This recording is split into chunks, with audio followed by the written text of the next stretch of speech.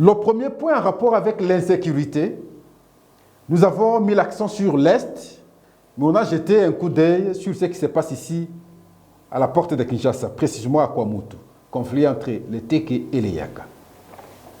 Mais il y a un sujet que nous n'avons pas abordé, nous devons l'aborder aujourd'hui. La nomination des mandataires. C'est là où je salue le chef de l'État pour avoir pensé à un territoire toujours oublié, le territoire des Collets, qui aujourd'hui a un mandataire, directeur général adjoint à l'office des routes, M. Célestin Ekoto Loleke. Il y a à peine qu'il a soutenu sa thèse de doctorat en droit à l'université de Kinshasa. Il a été nommé et la communauté Collé, qui a toujours été marginalisée, c'est là où je regrette. Joseph Kabila a très mal fait, franchement. Ils ne comprennent pas beaucoup de choses. Peut-être que c'est ses collaborateurs qui ne savent pas l'aider. Vous avez réparé l'injustice. Mais cette injustice sera correctement réparée lorsque vous allez penser sur le pouvoir politique. Un acteur des Collets nommé dans un poste politique, c'est alors que vous allez correctement corriger, Monsieur le Président de la République. Déjà, c'est un bon départ. On a connu plusieurs nominations.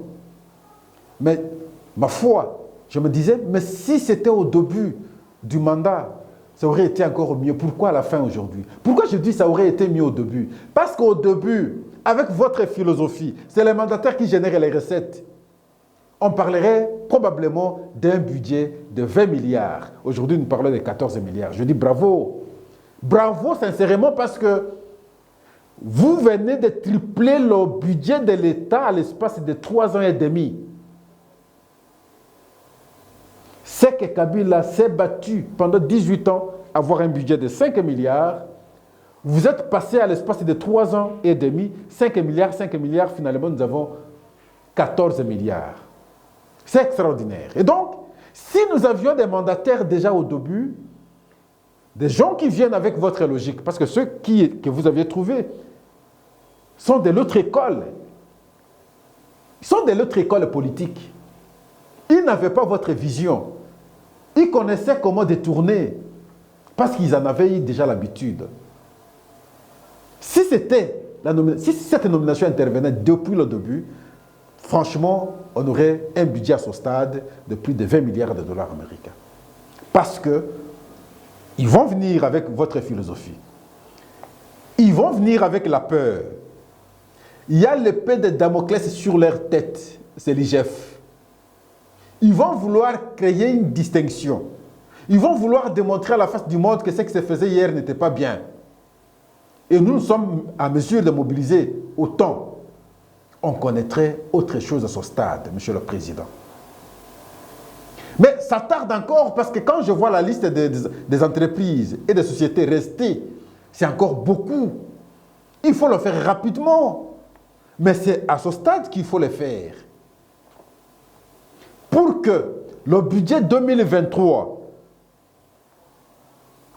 et d'ailleurs, ça c'est le budget 2023 qu'on est en train de voter, malheureusement. Malheureusement, je dis bien malheureusement. Et heureusement, simplement parce que nous avons le chiffre de 14 milliards. Mais on aurait bien voulu avoir plus que ça. Et donc, nous attendons la nomination des nouveaux mandataires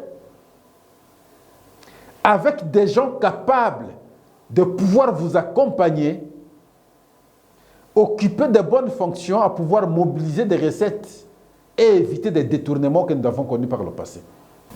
Déplorer un fait, pourquoi nous ne sommes jamais alignés? Je dis non, on a aligné. Il y a Jean-Marie Bakumagne qui est là, mais Joël Kadé, Jenit Kanyinda, Pascal Owonje, Beledou Dou Jésus, Christian Bossembe, Innocent Olenga, je ne sais pas si j'ai oublié d'autres. Attendez également, Monsieur le Président. Vous nous aviez reçus lors des consultations. Nous avons exprimé également nos ambitions. Nous attendons aussi, Monsieur le Président. Parce que nous estimons que nous sommes plus engagés que quiconque, plus déterminés et scientifiquement posés à pouvoir vous accompagner normalement. Et donc, c'est en attente des prochaines nominations pour combler le reste, le vide. Les sociétés où nous connaissons les mandataires sont là depuis 2006. Les chefs coutumiers, ils doivent partir pour que de nouvelles têtes viennent vous accompagner, viennent vous appuyer, viennent mobiliser les recettes. C'est ce qui est plus important à ce stade. Nous nous arrêtons aujourd'hui ici, mais demain nous allons revenir sur, oui, on mobilise les recettes. Est-ce que la population se retrouve? Cette question, je l'entends, beaucoup de gens la poser. Vous parlez de 14 milliards de dollars américains. Vous parlez de la réserve d'échange. Oui, mais on ne sent rien. Non, on sent quelque chose. Je veux revenir sur ça. Vous démontrer point par point que ce qui est fait, c'est fondamental. Les engagements qui sont pris sont en train d'être réalisés, un à un. D'ici la fin de l'année, d'ici premier trimestre de l'année prochaine, ça veut dire 2023, sûrement beaucoup de choses vont changer. Ça, c'est ma conviction. Au regard de ce que je vois, au regard de ce qui s'est fait. Les infrastructures, nous allons énumérer ici. Je crois demain, nous allons revenir sur ça. Et démontrer effectivement qu'il y a un engagement citoyen. C'est différent de l'engagement qui se faisait hier. Mais aujourd'hui, il y a un engagement citoyen. Il y a un défi. Et le chef de l'État se sent devant plusieurs défis.